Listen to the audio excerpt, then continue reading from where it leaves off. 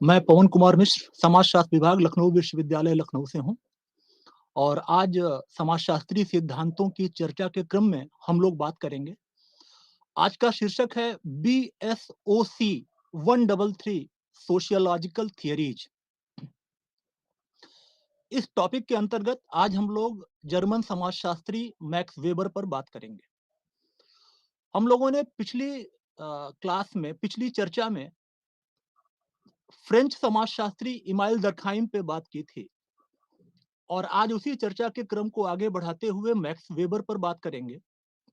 हमने आपसे बात की थी कि किसी भी विचारक को जानने के लिए उसकी सामाजिक पृष्ठभूमि को जानना अति आवश्यक है और इसीलिए हमने आपसे पहले भी जो कक्षाएं हुई थी बेसिक कॉन्सेप्ट पे, तो हमने आपसे चर्चा की थी कि समाजशास्त्र के उद्भव के पीछे औद्योगिक क्रांति, जो कि 19वीं शताब्दी की एक बहुत बड़ी घटना थी यूरोप की, उस औद्योगिक क्रांति और उसके फलस्वरूप उत्पन्न पूंजीवादी समाज, ये न केवल समाजशास्त्र के जन्म का आधार बनता है, उसकी सामाजिक पृष्ठभूमि बनती है, बल्कि समाजशास्त्र के शुरुआती पथ प्रदर्शक विचारकों के लिए भी ये सामाजिक पृष्ठभूमि का निर्माण करती है। अगस्त कॉम्ट के सामने मूलभूत प्रश्न यह था कि यह जो नया बदला हुआ समाज है औद्योगिक क्रांति की वजह से, इस नए बदले हुए समाज का वैज्ञानिक अध्ययन कैसे प्रस्तुत किया जाए। वहीं उनके बाद हर्बर्ट स्पेंसर आए, जिनके सामने मूलभूत प्रश्न यह था कि इस नई पूंजीवादी व्यवस्था को कैसे विचारधारात्मक समर्थन दिया जाए, जिसके लिए उन्होंने चार्ल्स डार्विन के प्राकृतिक चयन के सिद्धांत का बखूबी प्रयोग किया और एक नवीन परिप्रेक्ष्य में इसे प्रस्तुत किया। इमाइल दरखाइम के सामने, जैसा कि हम लोगों ने पिछली चर्चा में देखा था, कि मूलभूत प्रश्न यह है कि ये जो नया बदला हुआ समाज है, इसमें एकता कैसे स्थापित की जाए। वहीं ये जो औद्योगिक क्रांति और उसके फलस्वरूप उत्पन्न पूंजीवादी समाज है, ये मैक्स वेबर के लिए एक भिन्न किस्म का परिप्रेक्ष्य लेकर आता है। मैक्स वेबर इस पूरी पृष्ठभूमि को तर्क संगतीकरण की प्रक्रिया के विकास के क्रम में समझने की कोशिश करते हैं। वेबर के सिद्धांतों का जो मूलभूत तथ्य है वो ये है कि पूरी दुनिया का विकास तर्क संगतीकरण की प्रक्रिया के विकास के आधार पर हो रहा है। मैक्स वेबर के आज प्रमुख सिद्धांतों की चर्चा के क्रम में हम लोग बार-बार यह देखेंगे कि कैसे बढ़ता हुआ तर्क संगतीकरण मैक्स वेबर के सिद्धांतों के केंद्र में है और यह भी हम देखेंगे कि कैसे मैक्स वेबर इस 19वीं शताब्दी के उत्पन्न हुए पूंजीवाद के विश्लेषण में तार्किकता को केंद्र में रखते हैं। अब हम लोग चर्चा को आगे बढ़ाते हैं और सबसे पहले हम लोग देखेंगे कि मैक्स वेबर की पद्धति शास्त्र क्या है। किसी भी विचारक को जानने के लिए उसके पद्धति शास्त्र को, यानी वह जिस तरीके से समाज का अध्ययन करने की कोशिश करता है, उसके मूलभूत बिंदुओं को जानना आवश्यक है। वेबर के पद्धति शास्त्र के कुल 4 मूलभूत बिंदु हैं, जिसमें पहला बिंदु है फस्थेन, एक जर्मन दार्शनिक परिप्रेक्ष्य से उत्पन्न हुआ शब्द, जिसका हिंदी में अर्थ होता है व्याख्यात्मक बोध।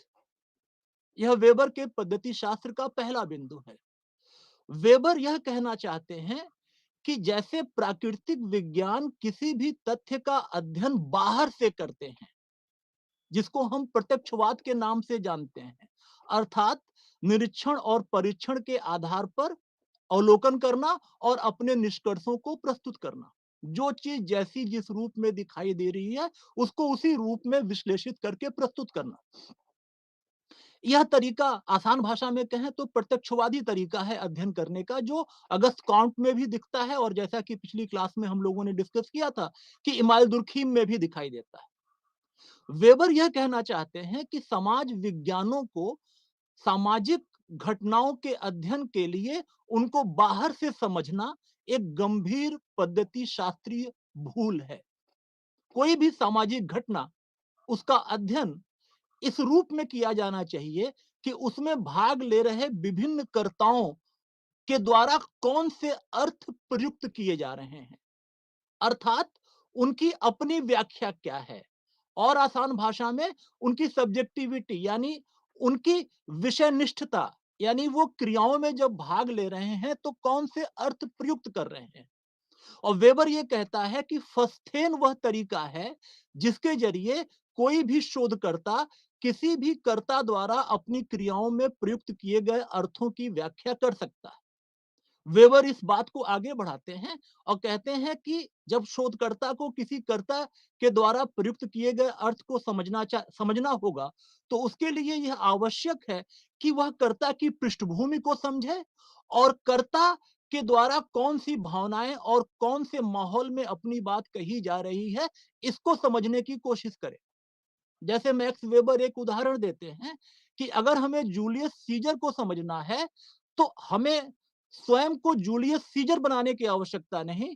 हम ये देखेंगे कि जूलियस सीजर के समय की परिस्थिति और जूलियस सीजर द्वारा विभिन्न क्रियाओं के प्रति उनकी क्या समझ थी, इनको अगर विश्लेषित करें, तो हम यह जान लेंगे कि जूलियस सीजर कौन-सी बात किस ढंग से कहना चाह रहे हैं। तो डेली लाइफ में जब हम दूसरे व्यक्तियों के साथ अंतःक्रियारत होते हैं, तो मूलभूत प्रश्न यह होता है कि हम कौन से अर्थ प्रयुक्त करते हैं, और इन अर्थों को जानने की कोशिश ही फस्थेन है, और वेबर के लिए यह उनकी पद्धति शास्त्र का पहला मूलभूत बिंदु है। दूसरा बिंदु है आदर्श प्रारूप। वेबर ने जितने भी प्रमुख अध्ययन प्रस्तुत किए हैं, चाहे वो सामाजिक क्रिया का विश्लेषण हो, चाहे वो धर्म के समाजशास्त्र का विश्लेषण हो, चाहे सत्ता के प्रारूप का विश्लेषण हो, वेबर ने आदर्श प्रारूप के जरिए ही अध्ययन किया है। वेबर के लिए आदर्श प्रारूप एक मानसिक निर्माण है, यानी सोच सोचकर हम किसी चीज को निर्मित करें। वेबर यह कहते हैं कि आदर्श प्रारूप में उन समस्त महत्वपूर्ण तथ्यों को शामिल किया जाना चाहिए जो किसी भी घटना के विश्लेषण के लिए अति आवश्यक हैं, या उस घटना से जुड़े समस्त महत्वपूर्ण विशेषताओं को हम सोच सोच के उनकी एक सूची बनाएं। और वेबर कहता है कि आदर्श प्रारूप का प्रयोग तुलनात्मक पद्धति के लिए किया जाना चाहिए। जैसे उदाहरण के लिए अभी हम लोग आगे चर्चा करेंगे भी, जैसे वेबर ने नौकरशाही का आदर्श प्रारूप बनाया, जो वेबर का एक बहुत बड़ा योगदान है समाज विज्ञान को। तो अब वेबर ने यह देखा कि नौकरशाही की आदर्श विशेषताएं क्या हो सकती हैं, उनकी एक सूची तैयार की। और जिस देश की नौकरशाही या जिस समाज की नौकरशाही का हमें अध्ययन करना है, तो हमें आदर्श प्रारूप को उसके समक्ष रख देना होगा कि आदर्श ये है और व्यवहार में ये है। जैसे हम अगर अध्यापक का अध्ययन करना चाहें, तो अध्यापक के समस्त महत्वपूर्ण विशेषताओं को की एक सूची तैयार करें, और जिस अध्यापक विशेष का अध्ययन करना है, उनकी विशेषताओं को आदर्श प्रारूप से मिलाएं और एक तुलनात्मक अध्ययन प्रस्तुत करें। तो इस रूप में वेबर के लिए आदर्श प्रारूप एक पद्धति शास्त्रीय उपकरण बन जाता है। वेबर के पद्धति शास्त्र का तीसरा मूलभूत बिंदु है कारणात्मक व्याख्या, कारणवादी व्याख्या। ऐसा कहा जाता है, वेबर ने संभवतः कहीं लिखा नहीं है, लेकिन ऐसा तमाम विश्लेषकों का मानना है कि वेबर जिंदगी भर कार्ल मार्क्स के भूत के साथ लड़ता रहा। अर्थात वेबर में समय समय पर कार्ल मार्क्स के विचारों से टकराहट दिखाई देती है। जैसे यहां पर मैं इस बात को उल्लिखित करना चाहूंगा, आने वाले दिनों में हम लोग कार्ल मार्क्स पर भी बात करेंगे। मार्क्स के लिए समस्त सामाजिक व्यवस्था अर्थव्यवस्था से निर्धारित होती है, यानी आर्थिक तत्व ही समाज के मूल में है। समाज में कोई भी अंग है, वो अर्थव्यवस्था से निर्धारित होगा। यानी मार्क्स में एक कारणवादी व्याख्या है सामाजिक परिवर्तन को लेकर। एक सिंगल कारक, इकोनॉमी, सब कुछ बदल सकता है। वेबर का यह मत है कि अर्थव्यवस्था भी सामाजिक परिवर्तन के लिए महत्वपूर्ण कारक है, लेकिन अन्य कारक भी जिम्मेदार होते हैं। तो वेबर यह कहना चाहता है, जिसको हम बहुकारणवादी व्याख्या के नाम से जानते हैं, वेबर यह कहता है कि हम अपने विश्लेषण में केवल एक कारक को ही अंतिम सत्य मान के न चलें, हम बहुल कारकवादी आधार पर किसी सामाजिक क्रिया या किसी सामाजिक घटना का विश्लेषण करें। जैसा कि आगे अभी हम लोग देखेंगे, वेबर ने धर्म का आदर्श प्रारूप, विभिन्न धर्मों के आदर्श प्रारूप बनाए और उनसे अर्थव्यवस्था का सहसंबंध स्थापित किया। वेबर के पद्धति शास्त्र के चौथे महत्वपूर्ण आखिरी मूलभूत बिंदु की तरफ हम आते हैं, और जिसका नाम है मूल्य संबंधी प्रश्न। वेबर इस बात को स्पष्ट करना चाहता है कि जब कोई भी शोधकर्ता किसी भी सामाजिक क्रिया या किसी भी घटना के अध्ययन के लिए उस घटना को चुनता है, तो उसके सामने दो चीजें होती हैं। एक मूल्य उन्मुखता और एक मूल्य निर्धारणात्मकता। वेबर यह कहता है कि कोई भी शोधकर्ता किसी विषय का चुनाव जब करता है, तो वो कहीं ना कहीं अपने सामाजिक मूल्यों से प्रभावित होकर ही किसी विषय वस्तु के अध्ययन किसी विषय वस्तु को अध्ययन के लिए चुनता है। यानी हमारे इर्द गिर्द जो हमारे सामाजिक मूल्य हैं, वो हमें शोध के किसी प्रश्न की तरफ प्रेरित करते हैं, जिसको हम मूल्य उन्मुखता कह सकते हैं। लेकिन वेबर ये यहाँ पर हमें सचेत करना चाहता है कि शोधकर्ता का काम केवल विश्लेषण प्रस्तुत करना मात्र है, न कि यह बताना कि वह घटना या क्रिया विशेष सही है अथवा गलत है। वेबर वैल्यू जजमेंट या मूल्य निर्धारणात्मकता को मना करता है। कहता समाज वैज्ञानिकों का यह काम नहीं है कि वह सही अथवा गलत की पहचान करें। तो यहाँ यह हमें समझना होगा कि वेबर कहीं ना कहीं ये स्वीकार करता है कि जब हम किसी घटना विशेष को अध्ययन के लिए चुनते हैं, तो हमारे सामाजिक मूल्य उसके लिए जिम्मेदार होते हैं। अब वेबर के पद्धति शास्त्र के इन चारों मूलभूत बिंदुओं की चर्चा करने के पश्चात अब अगली बारी है कि वेबर के समाजशास्त्र की परिभाषा को देखा जाए। वेबर ने कहा कि समाजशास्त्र वह विज्ञान है जो सामाजिक क्रियाओं का व्याख्यात्मक बोध कराने का प्रयास करता है। जैसा मैंने अभी आपसे चर्चा में कहा कि वेबर के पद्धति शास्त्र का पहला मूलभूत बिंदु है जर्मन भाषा का शब्द फस्थेन, या हिंदी में जिसे व्याख्यात्मक बोध कहते हैं। अर्थात कोई भी क्रिया कर रहे लोगों के मध्य जो अर्थ उत्पन्न होते हैं, व्यक्ति जो अपनी क्रियाओं के प्रति अर्थ प्रयुक्त करता है, उसको जानना और उसको जानने का प्रयास करना, यह महत्वपूर्ण है। तो वेबर कहता है कि समाजशास्त्र एक ऐसा विज्ञान है जो सामाजिक क्रियाओं का व्याख्यात्मक बोध कराने का प्रयास करता है, जिससे कि इनके कारणों और परिणामों की एक कारणवादी व्याख्या प्रस्तुत की जा सके। इस परिभाषा को हम दिमाग में रखेंगे और वेबर के अध्ययन की विषय वस्तु सामाजिक क्रिया की तरफ, उसके विश्लेषण की तरफ हम लोग चलेंगे। जैसा अभी हमने कहा कि सामाजिक क्रियाओं का व्याख्यात्मक बोध कराने का प्रयास करता है। अब वेबर के लिए सामाजिक क्रिया का अर्थ क्या है? आसान भाषा में कहें तो सामाजिक क्रिया मतलब अर्थपूर्ण क्रिया। और जब ये अर्थ प्रयुक्त किए जाते हैं किसी क्रिया के प्रति, तो इसमें दो बातें हैं। व्यक्ति के भूत, भविष्य अथवा वर्तमान से कहीं ना कहीं ये अर्थ संबंधित होते हैं और हमेशा दूसरे के संदर्भ में प्रस्तुत किए जाते हैं, और इन्हीं अर्थों का व्याख्यात्मक बोध कराने वाला विषय समाजशास्त्र है। तो वेबर यहाँ सामाजिक क्रियाओं की परिभाषा को स्पष्ट करने के लिए एक मशहूर उदाहरण प्रस्तुत करता है। वेबर कहते हैं कि यदि दो साइकिल सवार टकरा जाएं और बिना कुछ कहे आगे बढ़ जाएं, तो यह सामाजिक संपर्क तो कहलाएगा, लेकिन यह सामाजिक क्रिया नहीं कही जाएगी। अब जैसे मान लीजिए वो साइकिल सवार टकराएं और एक दूसरे का हाल चाल पूछें कि कहीं चोट तो नहीं आई, या कोई बात न करें, लेकिन एक दूसरे को सहारा देके खड़ा करें और एक दूसरे की पीठ सहला दें, या अपने बॉडी लैंग्वेज से ही दर्शाएं कि हमसे गलती हो गई या आपको कहीं चोट तो नहीं है, बिना कहे भी अगर अपने संकेतों के माध्यम से स्पष्ट करें। तो यहां पर ये जो सामाजिक संपर्क है, ये सामाजिक क्रिया का उदाहरण है। जैसे कहता है कि अगर हम पार्क में बैठे हैं, बारिश हुई, हमने छाता खोल लिया, तो ये एक अ, प्रतिक्रिया है, लेकिन ये एक सामाजिक क्रिया नहीं है। मान लीजिए उसी छाते को लेकर हम सामने वाले पर प्रहार करें या सामने वाले के प्रहार से अपने को बचाने की कोशिश करें, एक किस्म की सामाजिक क्रिया कहलाएगी।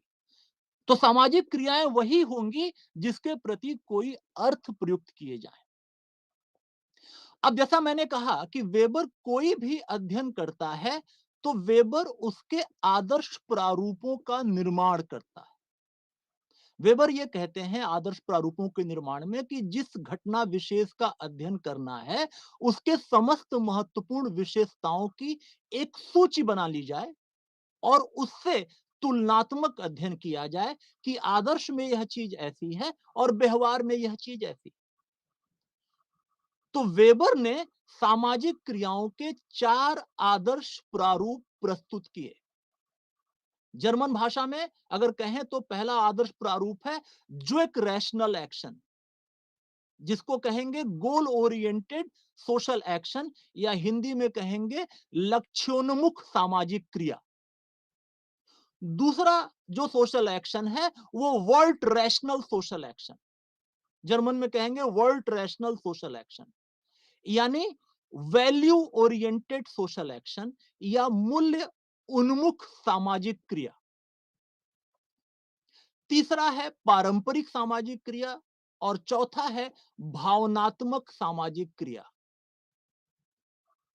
तो वेबर यह बताना चाहते हैं कि सामाजिक क्रियाओं के ये 4 आदर्श प्रारूप हैं, यानी अगर कोई क्रिया लक्ष्यों को सामने रखकर की जाए, इंजीनियर कोई ब्रिज बना रहा है, लक्ष्यों को सामने रखकर एक सामाजिक क्रिया कर रहा है, यहां अर्थ लक्ष्यों से प्रेरित हो रहे हैं, तो ये लक्ष्योन्मुख सामाजिक क्रिया है।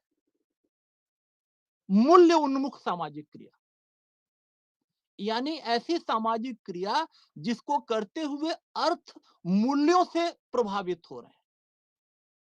जैसे हमारे स्वाधीनता संघर्ष के दौरान एक विचारधारा थी कि हमें आजादी तो चाहिए, लेकिन अहिंसा के माध्यम से। तो मूल्य हमें अर्थ दे रहे थे अपनी आजादी के लड़ाई की क्रिया को लेकर। तो ऐसी कोई भी क्रिया जिसमें मूल्यों से हम प्रभावित होकर अपना कार्य करें। तीसरा, भावनात्मक सामाजिक क्रिया, ऐसी कोई भी सामाजिक क्रिया जिसमें हमारी भावनाओं से हम हमें अर्थ मिले। गुस्सा करना, अपनी नाराजगी जाहिर करना, या किसी बात पर भावुक होके खुश हो जाना, यानी जो भी इस तरह की क्रियाएं हैं जो हमारी भावनाओं से प्रभावित होती हैं, जिनके अर्थ भावनाओं से निकल के आते हैं, उनका आदर्श प्रारूप बनाते हुए वेबर ने उनको नाम दिया कि इस तरह के आदर्श प्रारूप भावनात्मक सामाजिक क्रिया के नाम से जाने जाएंगे। और चौथा है पारंपरिक सामाजिक क्रिया, ऐसी सामाजिक क्रियाएं जो हमें परंपराओं से अर्थ देती हैं, जहां हम अर्थों का चुनाव अपने परंपराओं के माध्यम से करते हैं। अध्यापक आया, आप खड़े हो गए अध्यापक को सम्मान देने के लिए, तो यहां पर परंपराएं हैं, बनी हुई हैं कि अध्यापक को सम्मान देने का ये तरीका है। अपने से कोई भी बड़ा आया, आप जहां बैठे हैं वहां से खड़े हो गए उठकर, तो सम्मान देने का तरीका, एक परंपराएं बनी हुई हैं कि इस माध्यम से हम सम्मान देंगे। तो वेबर यहां एक तथ्य स्पष्ट कर देना चाहता है कि अध्ययन की सुविधा के लिए हम आदर्श प्रारूपों को अलग अलग वर्णित करते हैं, अलग अलग वर्गीकृत भी करते हैं, लेकिन व्यवहार में यह आदर्श प्रारूप एक दूसरे से मिले हुए हो सकते हैं। ऐसे बहुत से उदाहरण हैं जहां पर हम ये देखते हैं कि आदर्श प्रारूप किसी सामाजिक क्रिया के उदाहरण को ले लिया जाए और देखा हम लोग देख सकते हैं कि विभिन्न किस्म के आदर्श प्रारूप आपस में मिले हुए हो सकते हैं। जैसे अगर हम लड़की की शादी की बात करें, तो लड़की की शादी हमें करनी है, एक लक्ष्य उन्मुख सामाजिक क्रिया है। एक ऐसी क्रिया है जो लक्ष्यों से निर्धारित हो रही है कि बेटी की शादी करनी। शादी के बाद बेटी विदा होगी और अपने पति के साथ रहेगी। हमारे मूल्य बने हुए हैं।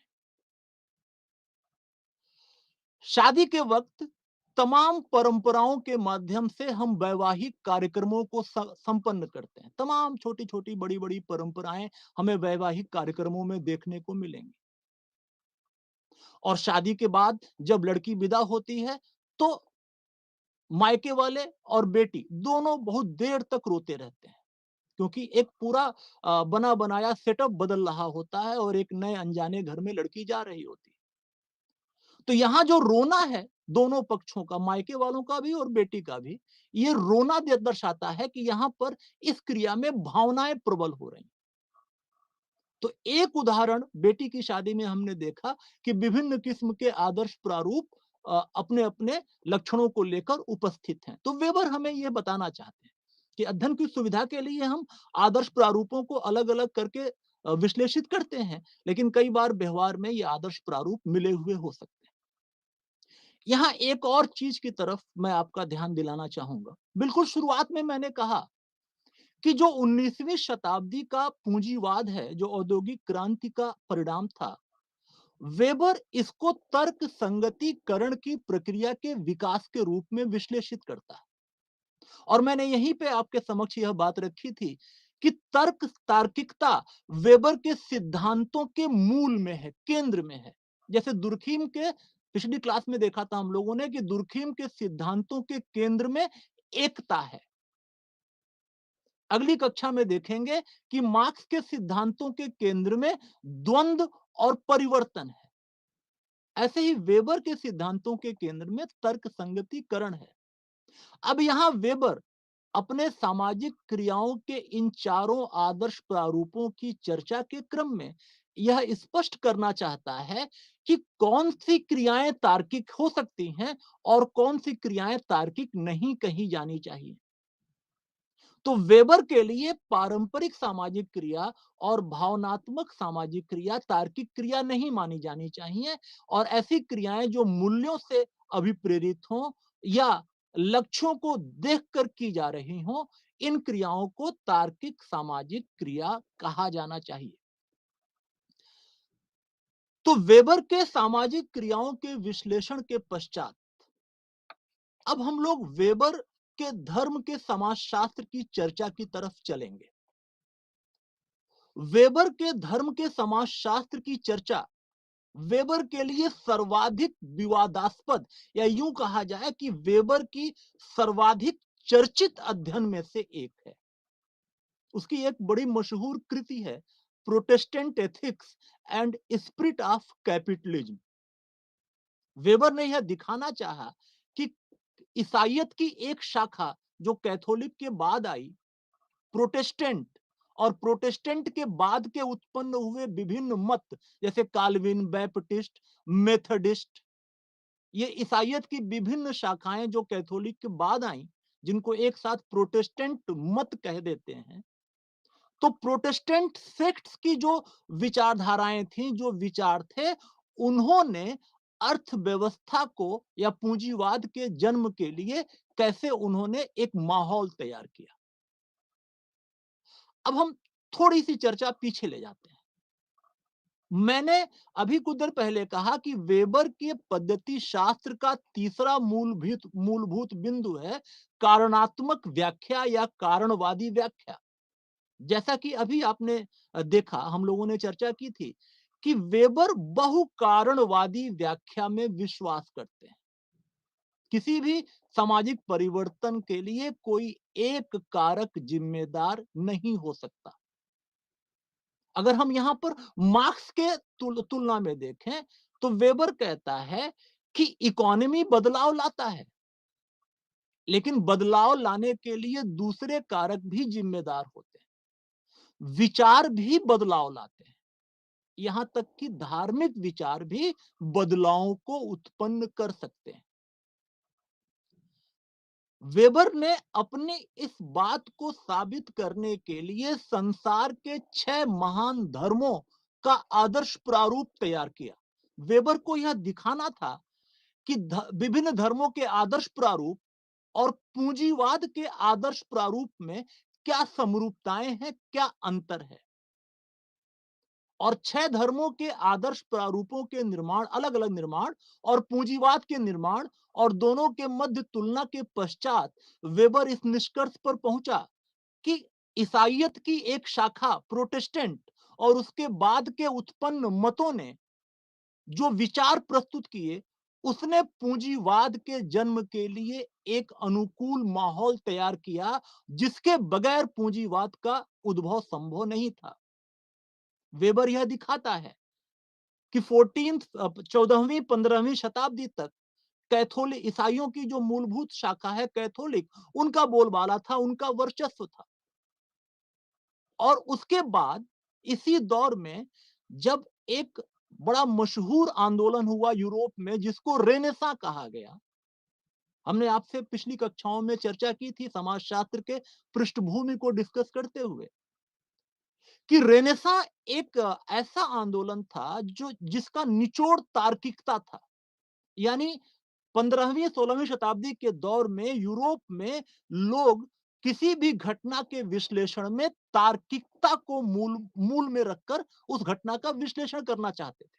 उसी दौर में गैलीलियो आया, जिसने यह स्थापना दी कि हमारी तो यूनिवर्स में कोई गिनती नहीं है, हम तो खुद ही दूसरे तारों के चारों तरफ चक्कर लगाते हैं।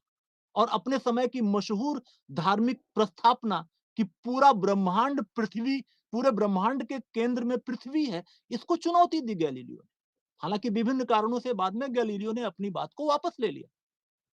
लेकिन गैलीलियो का यह बयान दिखाता है कि उस दौर में कैसे तर्क संगतीकरण एक महत्वपूर्ण प्रक्रिया के रूप में न केवल जन्म ले चुका था, बल्कि विभिन्न विषयों पर लोग खुल के अपनी बात कहने लगे थे कि जो धार्मिक व्याख्याओं के माध्यम से हम संसार को समझते हैं, क्या वही एकमात्र सत्य है या उसके परे भी कोई सत्य है। तो इस यहां पर देखें तो यूरोप में धर्म सुधार आंदोलनों का दौर आरंभ हुआ और एक मशहूर विचारक उभरे, मार्टिन लूथर, जिन्होंने अपने समय के धर्मगुरुओं की सत्ता को चुनौती दी। उनके समय के धर्मगुरु यह तय करते थे कि किसी व्यक्ति की नियति में क्या लिखा है और उनको यह बताते थे कि अगर आपको गॉड से मिलना है तो हमारे पास आइए, हम कुछ पवित्र वस्तुओं से आपका स्पर्श कराएंगे और जब भी आप संसार से जाएंगे, आप गॉड के पास सीधे चले जाएंगे, भले ही आपका नाम वहां पर हो या ना हो। और उसके बदले में वो लोग उस समय की प्रचलित जो मुद्राएं या गोल्ड है, वो लिया करते थे। तो मार्टिन लूथर ने यहीं से अपनी बात कहनी शुरू की कि कोई भी पुजारी किसी मनुष्य की नियत जानने में उसकी मदद नहीं कर सकता, क्योंकि भगवान ने क्या सोच रखा है किसी व्यक्ति के बारे में, यह अज्ञात है। और कोई भी नश्वर मनुष्य भगवान की इच्छा को नहीं समझ सकता। तो पुजारी भी एक नश्वर मनुष्य है, इसलिए वो यह नहीं बता सकता कि किसी मनुष्य के भाग्य में भगवान ने क्या लिख रखा है। तो मार्टिन लूथर ने अपनी बात को आगे बढ़ाते हुए कहा कि हम केवल यह कर सकते हैं कि भगवान ने यह पूरी दुनिया अपने लीला, अपने आनंद के लिए बनाई है। हम कर्म कर सकते हैं और कर्म करके हम भगवान की इस बनाई दुनिया को और विस्तार दे सकते हैं, क्योंकि हमें भगवान के प्रति कृतज्ञ होना चाहिए कि उन्होंने हमें इस लायक समझा और अपनी बनाई हुई दुनिया को आगे बढ़ाने के लिए हमको इस धरती पर भेजा। तो कार्य ही पूजा है। ईमानदारी सर्वोत्तम नीति है। इस तरह के जो विचार थे, यह विचार मार्टिन लूथर जिसने जिनकी वजह से प्रोटेस्टेंट आरंभ हुआ और बाद में जो मत आए, उन मतों का केंद्र बिंदु बन गए। और आगे चलकर यह बात भी सामने आने लगी कि यह जो नए धर्म सुधार आंदोलन आरंभ हुए थे कैथोलिक विश्वासों के खिलाफ जाकर, उन लोगों ने कहा कि आप केवल काम करिए, एक सरल सादा जीवन बिताइए, धरती पर खजाना मत इकट्ठा करिए। अगर आपके पास पैसा आ रहा है तो उस धन का पुनर्निवेश करिए। कैथोलिकों में छुट्टी, आराम तलब जीवन, विलासीपूर्ण जीवन, धरती पर खजाना इकट्ठा करना जैसी विशेषताएं प्रचलित थी। प्रोटेस्टेंट और उसके बाद के मत इसके बिल्कुल विपरीत गए और उन्होंने वो सारे विचार प्रस्तुत किए जिससे काम को बढ़ावा मिलता और धन के पुनर्निवेश जैसे विचार पूंजीवाद को बढ़ावा देने के लिए सहायक साबित हुए। तो वेबर ने कहा, वेबर का जो सामाजिक संदर्भ है वो यहां से जुड़ता है। वेबर ने ये कहा कि ये जो प्रोटेस्टेंट और बाद के मतों के विचार आए, इसी की वजह से पूंजीवाद के जन्म में, क्योंकि इन विचारों ने ऐसी प्रतिबद्ध कार्यशक्ति को जन्म दिया जिसने पूंजीवाद के उद्भव और उसके विकास के लिए अपने अपने योगदान को प्रमाणित किया। और अगर यह कार्यशक्ति मौजूद न होती तो पूंजीवाद का विकास संभव नहीं था। अन्य कारक भी थे, तकनीक भी थी, लेकिन एक कार्यशक्ति चाहिए थी, कुछ लोग चाहिए थे जो इस नए पूंजीवादी व्यवस्था को आगे बढ़ाएं। तो वेबर ने कहा कि प्रोटेस्टेंट के विचार के बगैर यह संभव नहीं हो सकता था। तो वेबर ने यह दर्शाया कि कैसे धार्मिक विचार अर्थव्यवस्था को बढ़ावा देने में सहायक साबित होते हैं। यहां पर जैसा मैंने शुरुआत में कहा आपसे, यहां दो बातें। बात नंबर एक, जैसा मैंने कहा कि वेबर ने संसार के 6 महान धर्मों का आदर्श प्रारूप बनाया। हिंदू, कन्फ्यूशियस जो प्राचीन चीन का धर्म था, हिंदू धर्म जो भारत का धर्म है, इस्लाम जो दुनिया के बहुत से देशों में फैला हुआ है, और ईसाइयत, बौद्ध और यहूदी धर्म, इन सबके आदर्श प्रारूप बनाए और पूंजीवाद का आदर्श प्रारूप बनाया। और वेबर ने यह पाया कि पूंजीवाद का जो आदर्श प्रारूप है, यानी पूंजीवाद की जो महत्वपूर्ण विशेषताएं हैं, वो सारी विशेषताएं प्रोटेस्टेंट और बाद के मतों में मौजूद हैं। और ये मत पहले आए और पूंजीवाद बाद में जन्म लेता है। अर्थात इन मतों के वजह से जो कार्यशक्ति निर्मित हुई, उससे पूंजीवाद उत्पन्न हुआ, यानी महत्वपूर्ण भूमिका निभाई।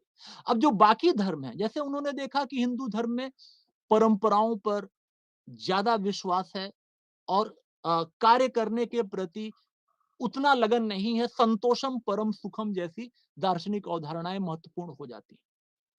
इस्लाम भी बहुत हद तक ऐसे इस्लामिक विशेषताएं हैं जो पूंजीवादी मूलभूत चरित्र के विपरीत जाती हैं।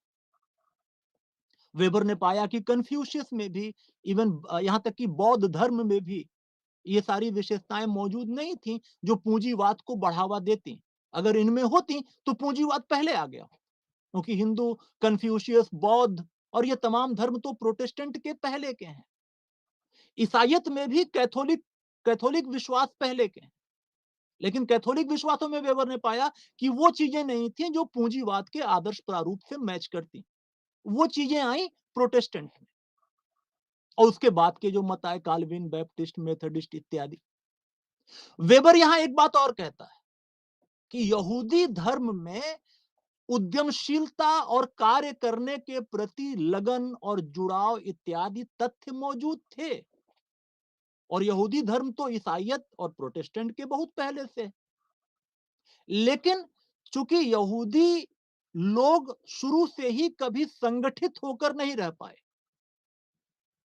इनको हमेशा भागना पड़ा अपनी धरती से विभिन्न कारणों से। तो वेबर कहता है कि अगर ये लोग संगठित शुरू से ही रह पाते, विभिन्न कारणों से ऐसा नहीं हो पाया, इनको तमाम जगहों से महाविनिष्क्रमण जिसे कहते हैं, एक्सोडस का सामना करना पड़ा, तो इस वजह से पूंजीवाद नहीं उत्पन्न हो पाया और प्रोटेस्टेंट और उसके बाद के मत ऐसे माहौल में बने जो एक संगठित कार्यशक्ति को जन्म दे रहे थे, इसलिए प्रोटेस्ट पूंजीवाद वहां पर जन्म लेता है।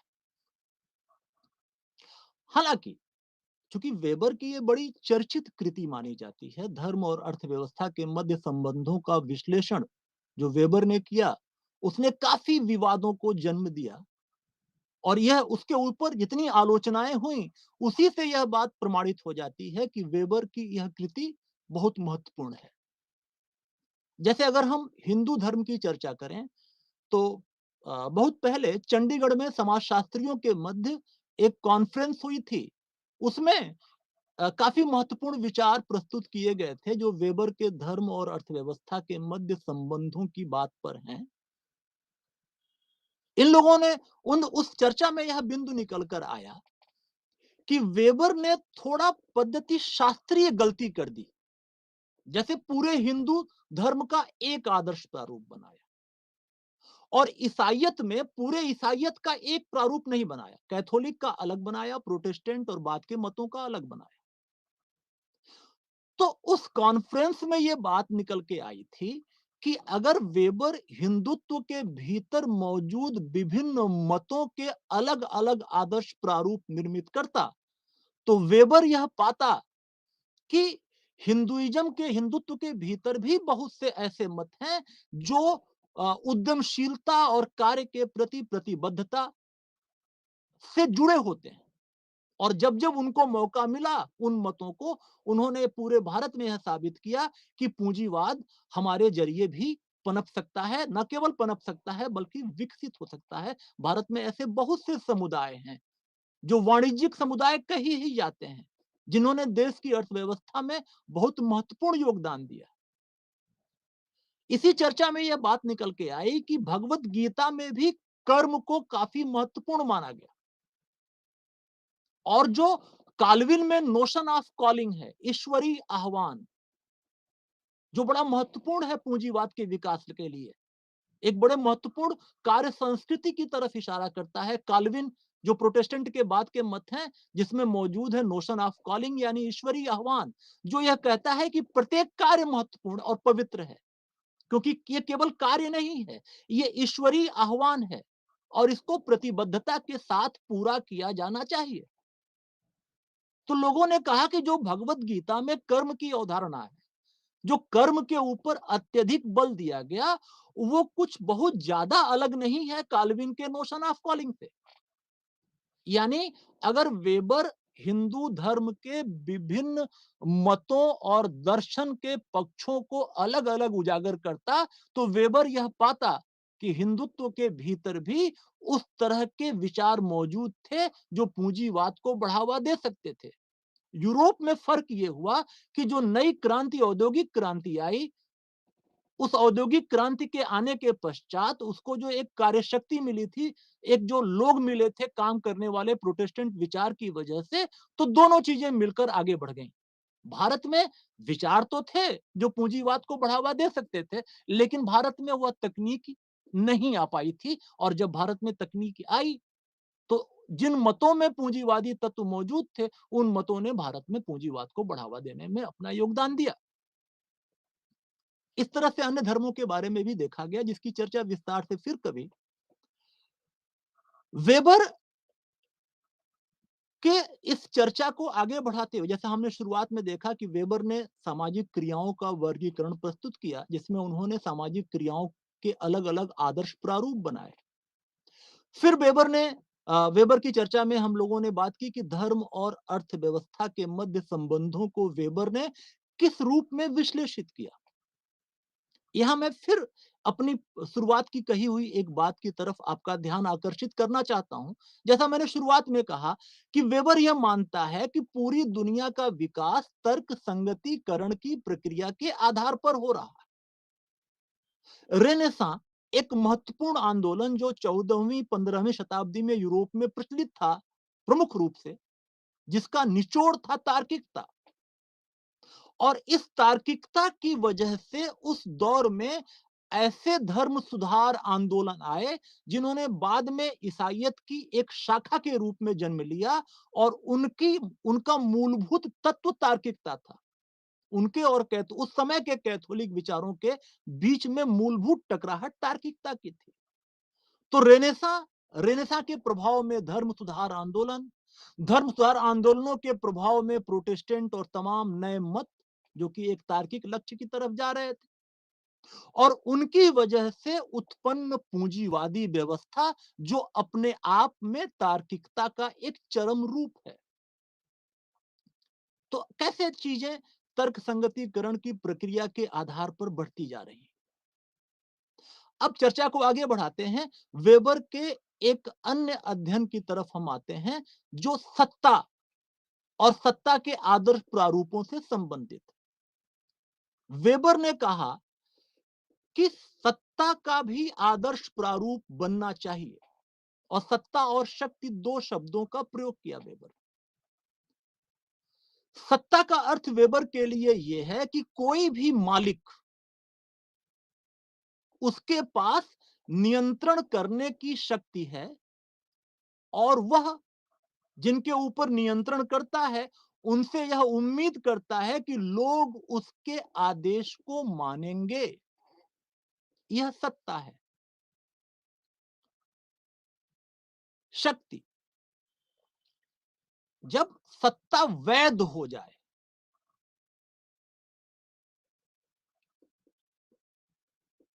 शक्ति और सत्ता, सॉरी मैंने थोड़ा सा ये बताना चाहा कि जब वैध शक्ति हो उसे सत्ता कहते हैं। शक्ति को जब समाज द्वारा वैधता प्राप्त हो जाए तो उसे सत्ता कहते हैं। और सत्ता के विश्लेषण में महत्वपूर्ण यह है कि जो मालिक है उसे नियंत्रण करने का अधिकार है, वह यह उम्मीद कर सकता है कि उसके नियंत्रण करने के अधिकार को लोग मान्यता देंगे। और यह जो उसकी उम्मीद है, यह उसकी शक्ति को विभिन्न कारणों से मिली वैधता की तरफ से आता है। तो शक्ति क्या है? किसी भी व्यक्ति द्वारा दूसरे व्यक्ति को उसके न चाहते हुए भी अपनी बात को मनवा लेने की क्षमता। आप चाहे ना चाहे हम अपनी बात आपसे मनवा लें, यह शक्ति है। और जब इस शक्ति को वैधता मिल जाए तो यह सत्ता कहलाती है। और सत्ता के तीन आदर्श प्रारूप वेबर ने निर्मित किए। वह तीन आदर्श प्रारूप हैं: पारंपरिक सत्ता, करिश्माई सत्ता और तार्किक वैधानिक सत्ता। यानी परंपरागत सत्ता, यहां पर जो जिसके पास शक्ति है उसको वैधता समाज की परंपराओं से प्राप्त होता है, और जिसके पास शक्ति है वह उम्मीद करता है कि दूसरे लोग उसकी शक्ति को मानेंगे, क्योंकि उसकी शक्ति को समाज ने परंपराओं से वैध करार दे दिया है। जैसे पिता की सत्ता। तो वेबर कहते हैं कि इस प्रकार की सत्ताओं के विश्वास के आधार यह विश्वास होते हैं कि कोई भी सत्ता का पालन इसलिए किया जाना चाहिए क्योंकि ऐसा युग युगों से होता चला आया है। हम पिता की सत्ता इसलिए मानते हैं क्योंकि ऐसा युग युगों से होता चला आया है। वेबर ने राजतंत्र का उदाहरण दिया। कहा राजा की जो शक्ति है उसको वैधता परंपराओं से प्राप्त होती है। तो राजा की सत्ता, यानी राजा यह उम्मीद करे कि वो आदेश देगा और लोग उसके आदेश को मानेंगे, उसकी इस उम्मीद को वैधता समाज की परंपराओं से मिलता है। तो ये परंपरागत सत्ता का एक आदर्श प्रारूप वेबर ने निर्मित किया। हम लोग जानते हैं कि जहां कहीं भी राजतंत्र रहे हैं वो हमेशा दैवीय अधिकारों से संचालित रहे हैं कि राजा असल में ईश्वर का प्रतिनिधि है। तो यह जो दैवीय अधिकार राजा को प्राप्त हुए, यह समाज की परंपराओं ने उनको प्रदान किया। तो वेबर के सत्ता के आदर्श प्रारूप का यह पहला डिस्कशन है। दूसरा, करिश्माई सत्ता। करिश्मा मतलब असाधारण गुण। और करिश्माई सत्ता यानी अनुयायी या फॉलोअर्स यह विश्वास करें कि उनके नेता में असाधारण गुण हैं। अब यहां पर जो सत्ता की वैधानिकता का आधार है, वो काफी हद तक समाज की भावनाएं हैं, लोगों की भावनाएं हैं, जो है विश्वास करते हैं कि उनके नेता में असाधारण गुण मौजूद हैं। तो जैसा मैंने शुरू में बताया, शक्ति का अर्थ, आप कोई व्यक्ति अपने अपने विचारों को, अपने मान्यताओं को, अपने आदेश को दूसरे व्यक्ति के ना चाहते हुए भी उसके ऊपर थोपे या उससे अपनी बात मनवाने की कोशिश करे, यह उसकी शक्ति है। और जब शक्ति को वैधता प्राप्त हो जाती है, तो वह सत्ता कहलाती है। जैसा मैंने अभी उदाहरण दिया, पारंपरिक सत्ता। इस प्रकार की सत्ताओं को वैधता का आधार, उनकी वैधता का आधार परंपराओं से प्राप्त होता है। करिश्माई सत्ता, यानी लोगों का यह विश्वास कि वह अपने नेता में वह यह मानते हैं कि उनके नेता में असाधारण गुण हैं। वेबर ने ऐसे बहुत से उदाहरण प्रस्तुत किए, जिनके माध्यम से हम यह जान सकते हैं कि कैसे किसी व्यक्ति के भीतर लोग यह मानते हैं कि उनके अंदर करिश्माई तत्व हैं। जैसे अब वेबर के मरने के बाद की बात है, टर्की में जो मुस्तफा कमाल पाशा हुए, टर्की के शासक, उनको टर्की में करिश्माई शासक माना जाता है। महात्मा गांधी करिश्माई सत्ता के उदाहरण माने जा सकते हैं। ऐसे तमाम लोगों की सत्ताएं समाज द्वारा प्रमाणित हैं, जिनके जिनके प्रति लोगों का यह विश्वास था, या कई, या जहां जहां पर ऐसी सत्ताएं आज भी मौजूद हैं, लोग यह मानते हैं कि उनके नेता में असाधारण गुण है, और इसीलिए लोग उनके पीछे चलते हैं या उनकी बात मानते हैं। अब वेबर के सत्ता के आदर्श प्रारूप के वर्गीकरण में अगला नंबर है तार्किक वैधानिक सत्ता, यानी ऐसी सत्ता जो लिखित नियमों से संचालित होती है। वेबर ने इस सत्ता के प्रमुख उदाहरण में नौकरशाही को रखा। कहा नौकरशाही वह मशीनरी है जो लोकतंत्र को संचालित करती है। और वेबर ने कहा कि नौकरशाही का यह जो रूप लिखित नियमों पर आधारित हुआ, ये एक नवीन घटना थी। वेबर यह चर्चा करते हैं कि पारंपरिक सत्ता में भी नौकरशाही के कुछ तत्व पाए जाते हैं। कोई भी सत्ता का संचालन होता है, तो उसके लिए कुछ कार्मिक गणों की आवश्यकता होती है। जैसे राजा की सत्ता, तो राजा के अगल बगल बैठे हुए दरबारी जो राजा की सत्ता को आगे बढ़ाने का कार्य करते हैं, तो वहां पर व्यक्ति का शासन है, यानी राजा की मर्जी के ऊपर निर्भर करेगा कि कौन लोग उसके अगल बगल बैठेंगे और उसकी बात को आगे बढ़ाएंगे। या करिश्माई सत्ता, जिनकी सत्ता को आगे बढ़ाने के लिए कुछ लोगों की आवश्यकता होती है, कुछ कार्मिक गणों की आवश्यकता हो। तो वो लोग कौन होंगे जिनको वह करिश्माई सत्ता निर्धारित करेगी? अर्थात व्यक्ति का कानून या व्यक्ति का शासन यहां पर भी है। लेकिन जो नौकरशाही का आदर्श प्रारूप वेबर ने बनाया, कहा यह लिखित नियमों से संचालित होने वाली व्यवस्था है, और यह एक महत्वपूर्ण टर्निंग पॉइंट है। किस रूप में महत्वपूर्ण टर्निंग पॉइंट है? क्योंकि यहां पर कानून या विधि के शासन की बात हो रही है। जो लिखित नियम किसी सक्षम सत्ता द्वारा पारित हो, और उन नियमों के आधार पर कुछ लोग हों जो उन नियमों से संचालित होकर कार्य करें, यानी व्यक्तिगत भावनाओं को किनारे कर दें या किसी व्यक्ति की मर्जी को किनारे करें, जो कानून में लिखा है उस अनुसार कार्य करें। तो वेबर ने कहा नौकरशाही एक सोपान तंत्र है, यानी उच्च और निम्न की एक व्यवस्था है जो नियमों से संचालित होती है। इसमें कोई भी जो कमांड दिया जाता है, वो व्यक्ति की मर्जी के बगैर होता है, उसके परे होता है, और इसमें जो लोगों की नियुक्ति होती है, वो मेरिट आधारित होती है। इसीलिए कई बार नौकरशाही को योग्य तंत्र कहा जाता है। और अवैयक्तिकता, यानी व्यक्ति की मान्यताएं, व्यक्ति की भावनाएं, उसको किनारे करके कार्य करना, यह नौकरशाही का एक अति विशिष्ट गुण है। और इसको चलाने के लिए वेबर ने तमाम इसके आदर्श प्रारूपों की विशेषताएं बताई, जिसमें कहा कि मौद्रिक वेतन दिया जाता है, इनके कार्यों का एक सुव्यवस्थित संचालन होता है, इनके योग्यता के निर्धारण का भी एक तंत्र होता है, इनके चयन का भी एक तंत्र होता है और इससे चयनित लोगों का जो ये सोपान तंत्र बनता है, वह नौकरशाही कहलाती है। अब यहाँ मैं एक बात पर फिर वापस लौटूँगा, जैसे मैंने शुरुआत में कहा कि हर विचारक के केंद्र में कोई एक मूलभूत तत्व है, जो उसकी सामाजिक पृष्ठभूमि से निर्धारित हो रहा। सामाजिक पृष्ठभूमि कौन-सी?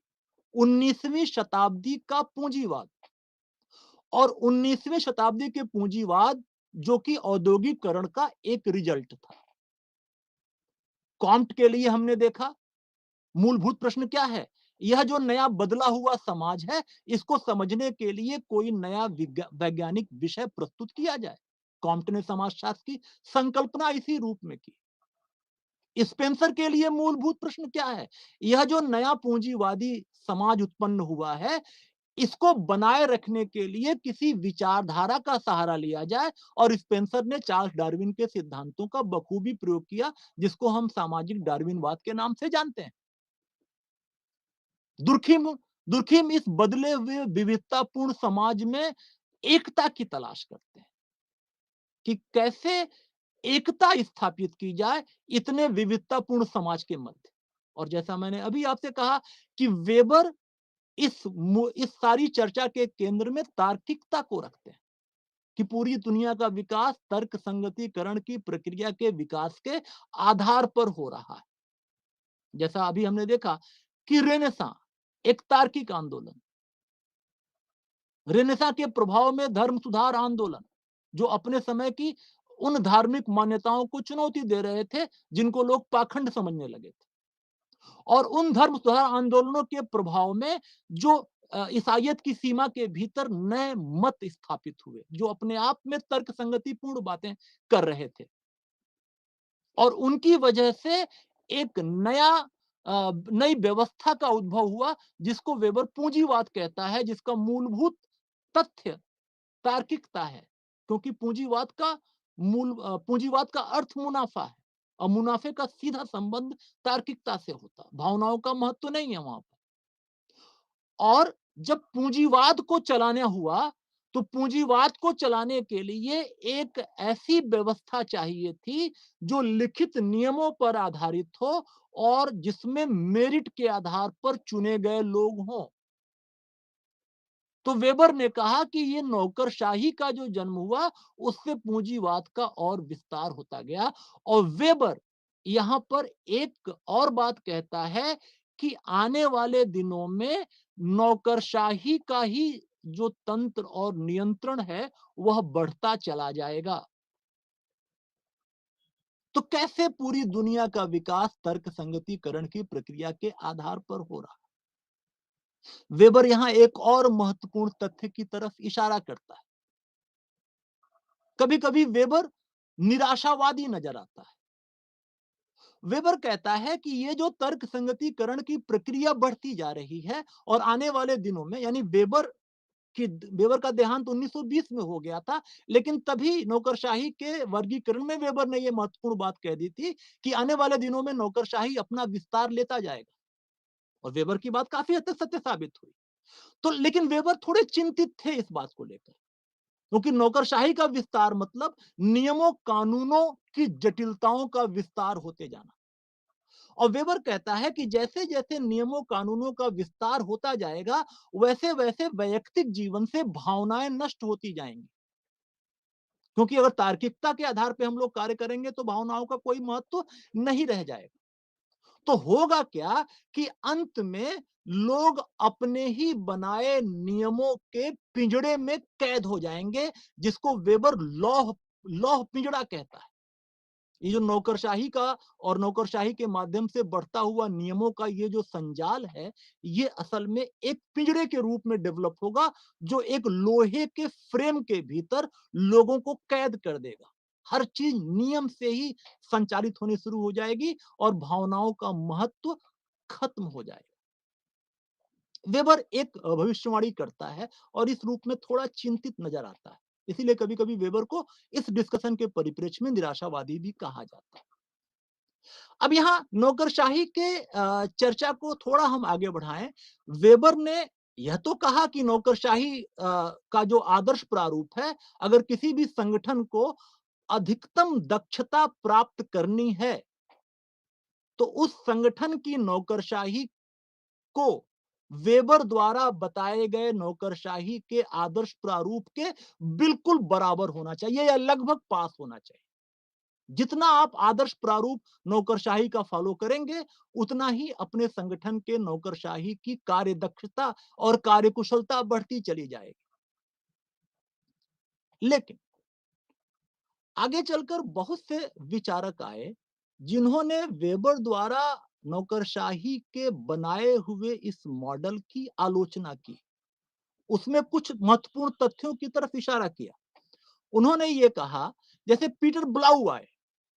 पीटर ब्लाउ ने कहा कि नौकरशाही की जो औपचारिक संरचना है, यानी जो वेबर ने बताया, अर्थात कि कैसे नौकरशाही जो लिखित नियमों से संचालित है, योग्यता से संचालित है, अवैयक्तिकता है, नौकरशाही के ये विभिन्न जो आदर्श प्रारूप के लक्षण हैं, ये औपचारिक लक्षण हैं। और वेबर ये कहते हैं कि आप इसके जितना करीब होंगे, आप उतना ही कार्यकुशल होंगे।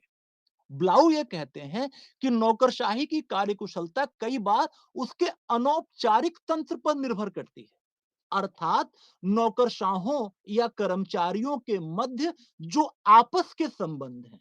मान लीजिए किसी नौकरशाही के संगठन के विभिन्न कर्मचारियों में आपस में तनाव है, तो निश्चित रूप से वहां पर जो कार्य हो रहे थे, उन कार्यों की होने की स्पीड में कमी हो जाएगी। अब मान लीजिए कि उन उन कर्मचारियों के मध्य आपस के संबंध बहुत बेहतर हैं, अनौपचारिक संबंध, तो उस संगठन की कार्यकुशलता बहुत ज्यादा होगी। यानी नौकरशाही के कार्यकुशलता में केवल लिखित नियमों और लिखित नियमों पर कार्य करने की दक्षता ही काफी नहीं है, अनौपचारिक संबंध भी होने चाहिए। एक बड़ा मशहूर नाम हुआ मर्टन साहब का। मर्टन ने कहा कि नौकरशाही, जिसकी तरफ वेबर ने भी इशारा किया, कि जैसे जैसे नियमों कानूनों का ये तंत्र बढ़ता जाता है, वो लाल फीताशाही को जन्म देता है। किसी भी सरकारी ऑफिस में फाइल के ऊपर लाल फीता बांधा जाता है। तो किसी भी कार्य को करने के लिए जब वो कार्य की फाइल एक जगह लाल फीते से बंध जाती है, उसके बाद विभिन्न टेबल और विभिन्न कर्मचारियों के हाथों से कमेंट लिखते लिखते वो फाइल आगे बढ़ती है। तो यानी ये जो लाल फीते का तंत्र है, ये बढ़ता चला जाता है और कार्य जिस गति से होना चाहिए, कई बार उसकी गति धीमी पड़ जाती है। तो लाल फीताशाही नौकरशाही के आदर्श प्रारूप का एक नकारात्मक पक्ष है। और ऐसे ही एक और समाजशास्त्री हुए गुल्डनर। गुल्डनर ने यह कहा कि निश्चित रूप से नौकरशाही में लिखित नियमों का महत्व है, लेकिन जैसे उन्होंने जिप्सम की खान का उदाहरण दिया कि सतह पर, धरती पर तो अधिकारी और कर्मचारी के मध्य नियमों की व्यवस्था है कि अधिकारी ने कहा और कर्मचारी ने कहा, यस बॉस, मैं आपकी बात को मानूंगा। लेकिन खान में जब जाते हैं, धरती के बहुत नीचे, तो वहां ऐसी असामान्य परिस्थितियां होती हैं, ऐसे हालात वहां पर होते हैं जिसमें कई बार लिखित नियमों से काम नहीं चल सकता। यानी कर्मचारी उम्मीद करे कि बॉस फाइल पास करे और उसके बाद हम धरती में नीचे बैठे हों और खान में आगे बढ़े, तो संभव नहीं है। वहां लगभग सभी एक बराबर हो जाते हैं, सभी बॉस होते हैं और सभी सिचुएशन के आधार पर कार्य करते हैं। तो गुल्नर कहते हैं कि कई बार लिखित नियमों से ही कार्य संचालित नहीं होते, हालात के मुताबिक भी कार्य होते हैं। तो आज की चर्चा के क्रम में हम लोगों ने देखा कि मैक्स वेबर का एक सामाजिक संदर्भ क्या है। उनका बौद्धिक संदर्भ जर्मन दार्शनिक पक्ष है और बाद में मार्क्स और तमाम लोग हैं, जिसकी चर्चा बहुत विस्तार से होनी चाहिए, लेकिन समय के अभाव में संभव नहीं हो पाता। तो हम लोगों ने बहुत संक्षिप्त उसका एक उल्लेख किया और सामाजिक पृष्ठभूमि का विस्तार से उल्लेख किया। और फिर हम लोगों ने देखा कि कैसे वेबर की पद्धति शास्त्र के 4 मूलभूत तत्व हैं, जिसमें फस्थेन है, आदर्श प्रारूप है, जिसमें कारणवादी व्याख्या है और जिसमें मूल्य संबंधी प्रश्न है। फिर हम लोगों ने वेबर के समाजशास्त्र की परिभाषा को देखा और वेबर की सामाजिक क्रियाओं के आदर्श प्रारूपों के वर्गीकरण पर चर्चा की। इसके बाद मैंने आपसे बात करनी शुरू की कि वेबर के धर्म और अर्थव्यवस्था के मध्य के जो संबंध पर विचार हैं, वो क्या हैं? जिसमें आपने देखा कि कैसे प्रोटेस्टेंट के विचारों की वजह से पूंजीवाद का उद्भव और विकास संभव हुआ। इसके पश्चात हम लोगों ने वेबर के सत्ता के प्रारूप को देखा कि शक्ति अर्थात अपनी बात को किसी के ऊपर थोपने या मनवा लेने की क्षमता, और जब शक्ति को वैधता मिल जाए तो उसे सत्ता कहते हैं। और इस सत्ता के तीन आदर्श प्रारूप हैं: पारंपरिक, करिश्माई और तार्किक वैधानिक। तार्किक वैधानिक का प्रमुख उदाहरण नौकरशाही है। नौकरशाही के सकारात्मक नकारात्मक पक्षों पर हम लोगों ने बात की। तो आज की चर्चा हम यहीं समाप्त करते हैं। नमस्कार। मैं पवन कुमार मिश्र, समाजशास्त्र विभाग, लखनऊ विश्वविद्यालय।